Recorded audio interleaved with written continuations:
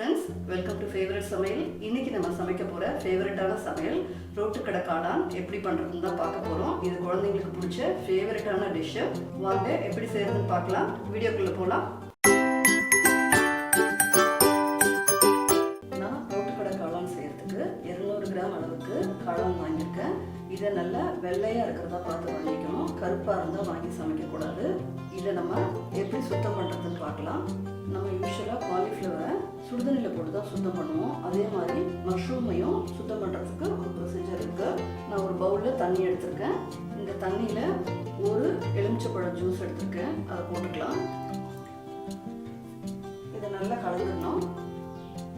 இந்த தண்ணியில் நம்ம வாங்கி வச்சுருக்க மஷ்ரூம் எல்லாத்தையும் போடணும். இப்போது இது மாதிரி லெமன் தண்ணியில் போட்டுட்டு மேல் பகுதி எல்லாமே இப்படி ஸ்க்ரப் பண்ணி கையிலேயே நம்ம தேய்ச்சி வாஷ் பண்ணணும். அப்போ தான் அதில் இருக்க டஸ்ட்டு எல்லாமே போகும். இன்னொன்று அது வெள்ளை நிறம் மாறாமே இருக்கும். இப்போ இதை லெமன் வாட்டரில் நம்ம நல்லா வாஷ் பண்ணியாச்சு. இதை நம்ம கட் பண்ணி எடுத்துக்கலாம். இப்போ இதை நம்ம கட் பண்ணி எடுத்துக்கலாம்.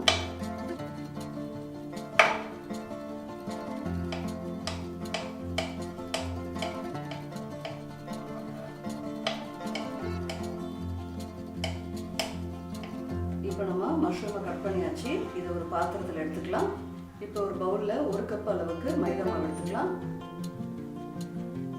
1/4 கப் அளவுக்கு சோள மாவு, இதோட ஒரு 1/4 ஸ்பூன் மஞ்சள் தூள், 1 ஸ்பூன் அளவுக்கு காஷ்மீரி சில்லி, இது நல்ல கலர் கொடுக்கும் அதுக்காக, 1/4 ஸ்பூன் அளவுக்கு கரம் மசாலா தூள், இதுக்கு தேவையான அளவுக்கு உப்பு, எல்லாத்தையும் சேர்த்து நம்ம நல்லா கலந்துக்கலாம். இதில் நான் கட் பண்ணி வச்சிருக்க மஷ்ரூம் எல்லாத்தையும் போட்டுக்கிறேன்.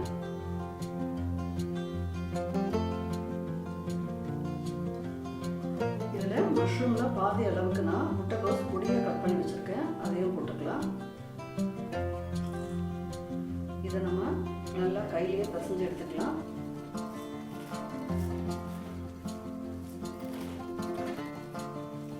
யூஸ்வலாக நம்ம கடையில் வாங்குகிற மஷ்ரூம் தேடினாலும் கிடைக்காது.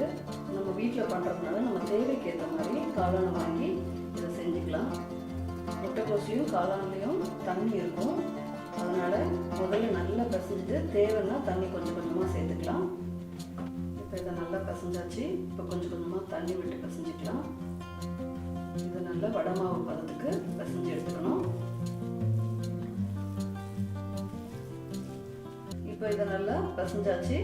இதை எண்ணெயில் பொரிச்சு எடுத்துக்கலாம். இப்போ கடாயில் எண்ணெய் வச்சாச்சு.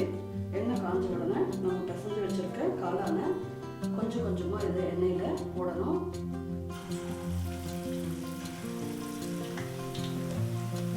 இப்போ இந்த மஷ்ரூம் நல்லா பொரிஞ்சு வந்துச்சு. இந்த ஸ்டேஜில் நம்ம இதை எடுத்துக்கலாம்.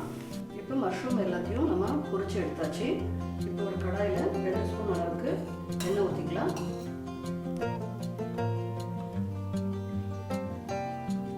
கடாயில் 2 மீடியம் சைஸ் வெங்காயம் நல்லா நறுக்கி வச்சிருக்கேன். அதை போட்டுக்கலாம்.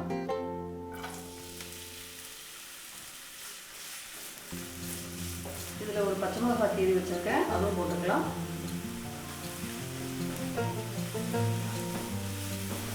இதில் 1 ஸ்பூன் அளவுக்கு இஞ்சி பூண்டு பேஸ்ட் போட்டுக்கலாம்.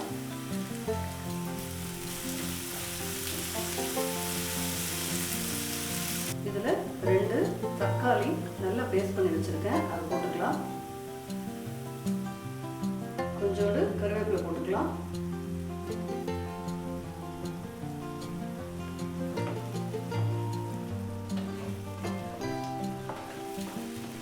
இதில் 1/4 ஸ்பூன் அளவுக்கு மஞ்சள் தூள், 1/4 ஸ்பூன் அளவுக்கு கரம் மசாலா தூள், 1 ஸ்பூன் அளவுக்கு காஷ்மீரி சில்லி, தேவையான அளவுக்கு உப்பு, இது எல்லாத்தையும் கலந்து நல்லா வதக்கிக்கலாம். இது நல்லா ஒரு தட்டு போட்டு மூடி ஒரு 2 நிமிஷம் வேக வைக்கணும்.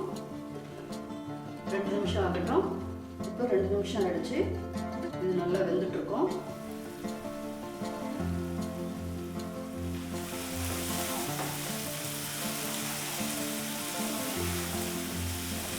இதில் 2 ஸ்பூன் அளவுக்கு டொமேட்டோ சாஸ் ஊற்றிக்கலாம்.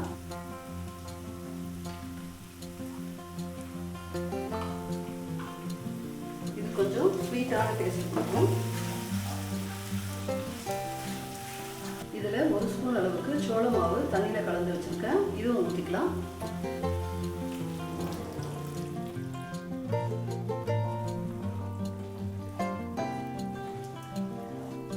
ஸ்டேஜில் நம்ம பொரிச்சு வச்சுருக்க மஷ்ரூம் பக்கோடா எல்லாத்தையும் 2 நான் பிச்சு வச்சுருக்கேன். முழுசாக போடலை, இந்த மாதிரி பிச்சு வச்சுக்கணும்.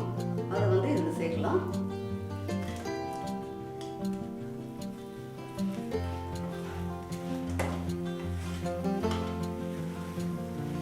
இப்போ இது நல்லா மிக்ஸ் ஆகி வதங்கிடுச்சு. இப்போ நம்மளோட ரோட்டு கடை காளான் தயாராகிடுச்சு. இப்போ நம்ம கொத்தமல்லி போட்டுக்கலாம். இதை ஒரு பிளேட்டில் ட்ரான்ஸ்ஃபர் பண்ணிக்கலாம். இப்போ நம்ம ரோட்டு கடை காளான் தயாராகிடுச்சு. இதை ஒரு பிளேட்டில் சர்வ் பண்ணிக்கலாம்.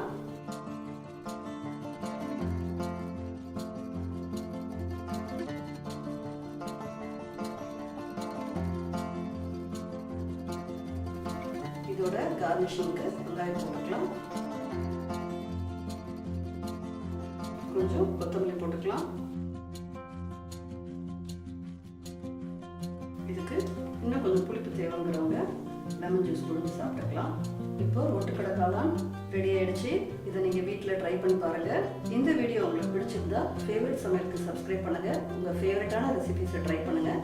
ஃப்ளேவரை என்ஜாய் பண்ணுங்கள். உங்கள் கமெண்ட்ஸையும் கமெண்ட் பாக்ஸில் லீவ் பண்ணுங்கள். Thank you friends.